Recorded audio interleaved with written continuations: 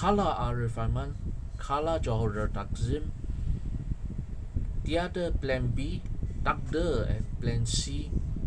That was how Johor Takzim ended up losing 0-2 to Australian champions Melbourne City in their AFC Champions League Elite League phase game earlier this afternoon.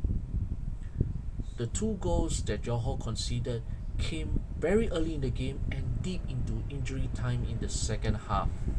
And while it is already now proven that Johor have a squad of competent players who can play at the highest level in Asian club competition, but what was also telling was, where was the game plan without, now that Arif Aiman is currently out injured after suffering an injury during Malaysia's win over Nepal in the recent AFC Asian Cup qualifier last week, and also the lack of a substitute or a player who can create the X factor or the spark to lift a team what is on paper a squad of good players, predominantly from Spain but also from Brazil, Azerbaijan and the like.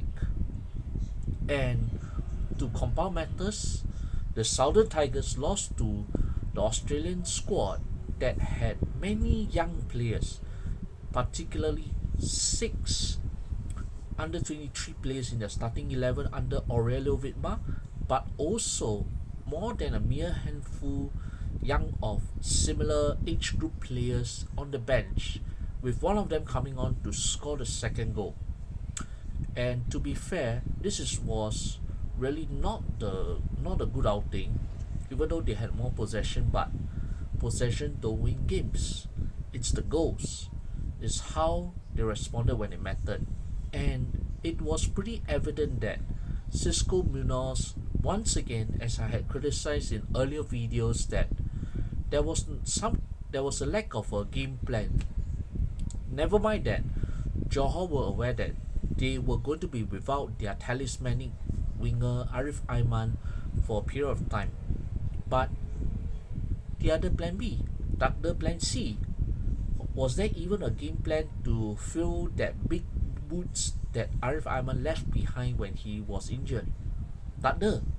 Cisco Munoz, for all his European experience, for all his top flight experience, with that squad of players at his disposal, what was he doing? I mean, it's one thing to trash Malacca 7-1 in the Malaysian Super League without Arif Aiman, but when you're facing foreign players, and Melbourne probably were relieved that Arif wasn't playing, because if Arif had been on the pitch this evening, then they would be forced to open up more space for Johor to come in. But instead, the absence of the 23-year-old allowed Vidmar to get his players to concentrate on being solid at the back and exploiting any weaknesses the Malaysian champions had at the back. Once again, set play, admittedly it was very well worked. The way Johor considered the set play was quite unfortunate, but they got more than 87 minutes, including at the time, to overcome this early setback, but they didn't do so. And why so? It's because, while the thing is, it's one thing that the Southern Tigers were playing away in Melbourne and they were up against a group of young players, but at the same time, you have to admit, the Melbourne goalkeeper Patrick Peach was in inspired form tonight, making a couple of crucial saves, particularly a few shots that Johor were not able. They had seemed to have left their shooting boots back in Johor and brought other types of boots onto the Melbourne pitch, and that allowed Peach to have a decent outing between the posts, but he had to pull off a couple of strong stops and had to be alert to recover on a couple of occasions, especially that goal that Johor should have scored. I mean, I know it's the team that I've been saying this season. Saya dan talk about Arif Aiman, his overwhelming importance to a team, the X factor, the extra level of game intelligence that he brings amid the sea of foreigners that dominate the Johor Darul Takzim squad.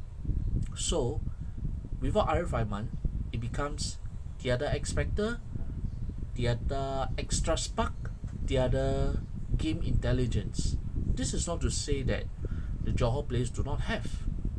Cisco did realize that he had a problem when in the first half, the player who did slightly better than the rest was your left fullback Jonathan Vieira. But at the same time, they were focusing so much on the right as though they were trying to figure out how to play without Arif Aiman on the pitch. And much of the time, Bergson playing in a two-pronged attack role in a rather adjusted back five formation, where instead of two, it became like a floating 2-1-2 formation, where Bergson and Gyro were forced to play at times on that role that Arif would have normally filled. Bergson handled it better than Gyro, but Gyro should have scored in the second half. But still in the first half, Johor, for all their possession, for all their play, did not trouble Peach at all. In fact, Peach had a peach of a time safeguarding the Melbourne goal. So that was how non-threatening the Southern Tigers were. And apa yang Cisco lakukan apabila berlaku masalah? Sure, he did take out Nasruddin Shah, who didn't have much of the command in midfield the way he would have done, but he was very 40 and the younger players were overrunning him in midfield when going on the break. Putting on Samu Castillejo, okay, makes sense. Then you got Afiq Faisal Nacho in the middle now, and then he threw on another, I think a couple of very late substitutes, which I think while it makes sense for Gyro and Bergson to still have stayed up front, but the thing is, Cisco appeared to have no plan. The other plan, tak ada strategy, tak ada vision or idea how to make the Melbourne defenders work harder to guard their goal. And in the second half, Bergson had a couple of chances. I mean, he laid up well for Jonathan Silva to shoot, penalty possibly denied, but the UAE referee was not really keen to entertain after the video assistant referees confirmed that decision. And he was also, at 38 years old, the striker who caused the most problems for Peach when he forced a major save So then you had Arribas. It became a bit like they were trying to figure out how to make quick movements to unlock the defense, but very rarely did they even reach the Melbourne box. And with 10 minutes to go, Gyro should have equalized with just the goal to be at his mercy. For some reason, he was shooting, but his attempt hit off the crossbar, did not cross the goal line, and landed up in Peach gloves. So the best chance of the game gone, utter disbelief, and in more desperation, he took out one defender, Rao Para, to throw in another striker, Celso. And what happened? The defense was horribly exposed when they did not have adequate cover. It was a gamble that Cisco made out of desperation, but something would tell me that would he have dared to gamble on some other kind of formation late on to adjust the game when things were not going in his favor. Probably it sounded a bit more like a desperate gamble rather than a pre-planned tactical flow on how he wanted the game to be.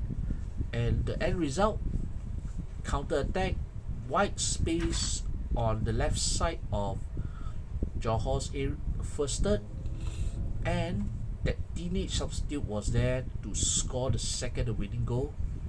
I mean, with all the foreigners there, it looked more like overall a collection of individuals. It was a very poor outing. Johor did not deserve to win the game, even though Jairo could lament that his goal bound shot was unlucky, that it hit the crossbar and out instead of going into the back of the net. But it was also pretty clear that for all the efforts of Silva and Arribas on the wings, it's not the same.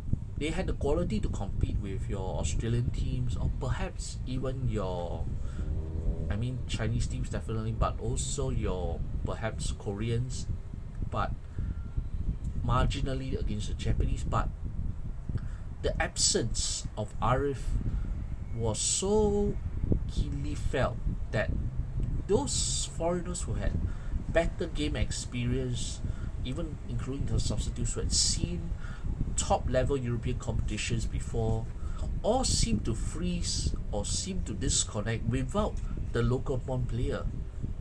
Isn't Cisco supposed to find a solution for that all important problem that he's unable to resolve for all the years that he has spent in the European leagues before coming to Johor?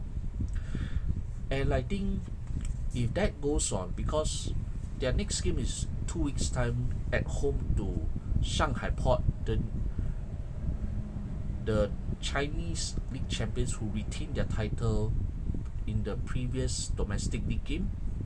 So it is really the case of what is Cisco going to do when you're without your talisman? How are they going to play when things are not in their favor? And unfortunately, for both situations, kosong.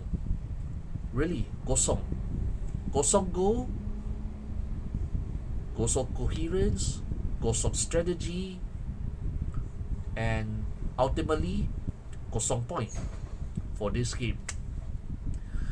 And if this is how Cisco is going to keep playing out this situation without any keenness in, I don't know how to put it, using the bench that sparingly in spite of the experience at disposal, and somehow a lot less trusting on your likes of Corbin Ongs and your other naturalized Malaysians or local born Malaysians at his disposal. I think it's going to be very difficult for Cisco to steer the team through.